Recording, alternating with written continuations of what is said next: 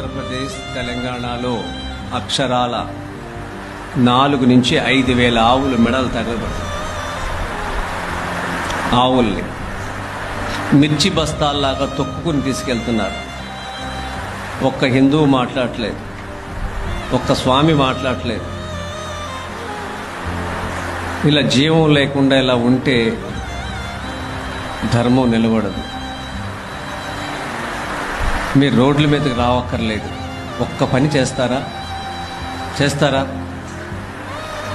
ధర్మంలో ఉన్న వాళ్ళ దగ్గర ఏ వస్తువైనా కొనండి, అంతే. మన గోవుని ఇలా తినే పరాయి ధర్మం వాళ్ళు ఎవరైతే తిన్నారో వాళ్ళ దగ్గర ఏది కొనమాకండి. కనీసం ఈ పనైనా చేయండి. మీరు పళ్ళు పువ్వులు అన్నీ సరే, ఒకరోజు స్వామికి పువ్వులు పెట్టుకొని ఏమనుకోడు.